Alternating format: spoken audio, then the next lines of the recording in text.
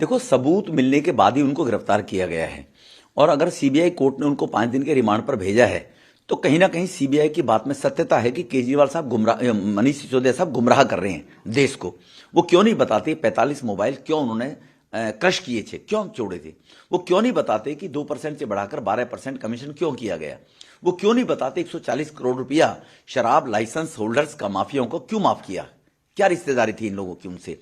वो क्यों नहीं बताते शराब पॉलिसी के अंदर मैन्युफैक्चरर्स को रिटेल का लाइसेंस नहीं देना था, इन्होंने क्यों दिया? ये कई प्रकार के प्रश्न उठते हैं। और प्राइमा फेसी में एफआईआर में सबसे पहले नंबर पर एक्यूज मनीष सिसोदिया थे। उस टाइम कहते थे हमारे खिलाफ चार्जशीट फ्रेम नहीं हुई है। चार्जशीट फ्रेम होती है जब जेल में अंदर मुलजिम चला जाए या मुलजिम बिल्कुल बेकसूर हो, एफआईआर क्रश करनी हो।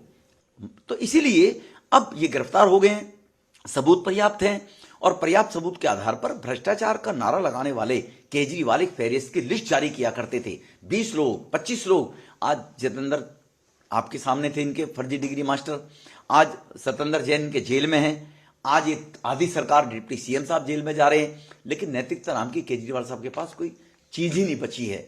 जो आदमी ये कहते थे कि मैं लोगों से राय शुमारी लेने के बाद कोई पॉलिसी योजना लागू करूंगा, महिलाएं बच्चे धरने पर बैठे थे गोविंदपुरी में, देवली में, कालकाजी में, मधु विहार में, संगम विहार में, उनकी रायशुमारी नहीं ली गई लोगों ने। क्या वजह थी तुम्हारी? इसका मतलब ये स्कैम था, गोवा के लिए पैसा चाहिए था चुनाव में बहाने के लिए, और ये इस पैसे का दुरुपयोग करते हुए आप लोगों ने रिश्वत यहां पर ली है।